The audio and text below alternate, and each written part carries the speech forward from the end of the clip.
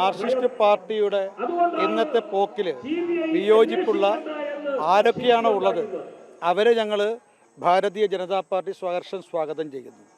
G Sudhakaran അദ്ദേഹം ഞങ്ങളുടെ രാഷ്ട്രീയ പ്രതിയോഗിയായിരിക്കാം, പക്ഷെ അദ്ദേഹം ഒരു മൂല്യങ്ങൾ ജീവിതത്തിലും അതുപോലെ പൊതുപ്രവർത്തനത്തിലും നിലനിർത്തുന്ന ഒരു നേതാവായിട്ടാണ് ഞങ്ങൾ കാണുന്നത്. അതുകൊണ്ട് ജി സുധാകരൻ മാർക്സിസ്റ്റ് പാർട്ടി വിട്ട് BJP-യിൽ ചേരാൻ തയ്യാറായാൽ ഞങ്ങളതിനെ സഹർഷം സ്വാഗതം ചെയ്യും. പക്ഷേ ഇക്കാര്യം തീരുമാനിക്കേണ്ടത് അദ്ദേഹമാണ് എന്നുള്ളതാണ് ഞങ്ങളുടെ അഭിപ്രായം.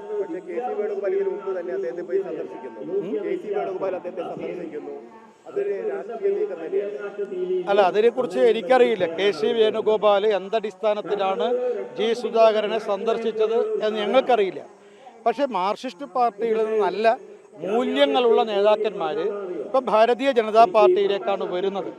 കാരണം മാർക്സിസ്റ്റ് പാർട്ടിയിൽ നിന്ന് കോൺഗ്രസിലേക്ക് പോകുക എന്ന് പറയുന്നത് അതൊരു നല്ല ലക്ഷണമല്ല. കാരണം മാർക്സിസ്റ്റ് പാർട്ടിയുടെ കൊള്ളരുതായ്മകൾ, അവർ സ്വീകരിക്കുന്ന അവരുടെ അഴിമതി, അതുപോലെ അധികാര ദുർവിനിയോഗം, ഇതൊക്കെ പ്രതിഷേധിച്ചുകൊണ്ടാണ് ആ പാർട്ടി നാളെ രാജിവെക്കുന്നത്. മാർക്സിസ്റ്റ് പാർട്ടിയുടെ കാർബൺ പതിപ്പാണ് കോൺഗ്രസ്. അത് അഴിമതിയുടെ കൂടാരമാണ്, അത് കുടുംബാധിപത്യമാണ് അതിലുള്ളത്.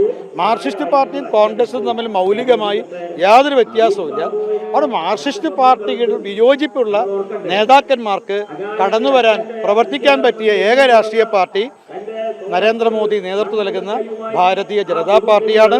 അതുകൊണ്ട് മാർക്സിസ്റ്റ് പാർട്ടിയിലെ മാത്രമല്ല കോൺഗ്രസിലെ നല്ലവരായ നേതാക്കന്മാരെയും ഞങ്ങൾ BJP-യിലേക്ക് സ്വാഗതം ചെയ്യും.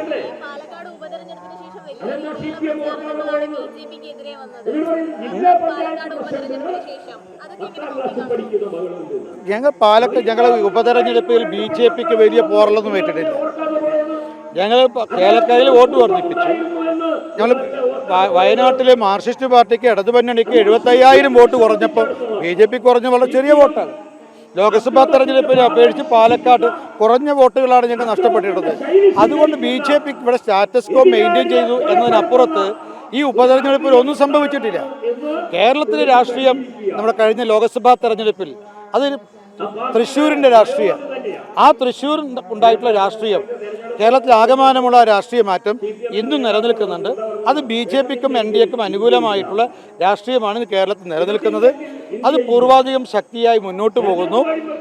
അടുത്ത 2025-ലും 2026-ലും നടക്കുന്ന പ്രാദേശിക തെരഞ്ഞെടുപ്പിൽ, നിയമസഭാ തെരഞ്ഞെടുപ്പിൽ ആ പുതിയ രാഷ്ട്രീയത്തിൻ്റെ മൂർത്തമായ രൂപം നമ്മൾ കാണും. ഇന്നും മാധ്യമങ്ങൾക്കെതിരെ അതിരൂക്ഷമായ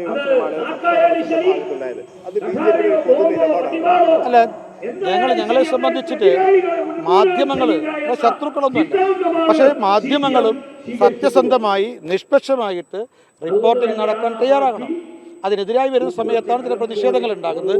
അതായത് മാധ്യമ പ്രവർത്തകരോട് ഞങ്ങൾക്ക് ശത്രുതയൊന്നുമില്ല.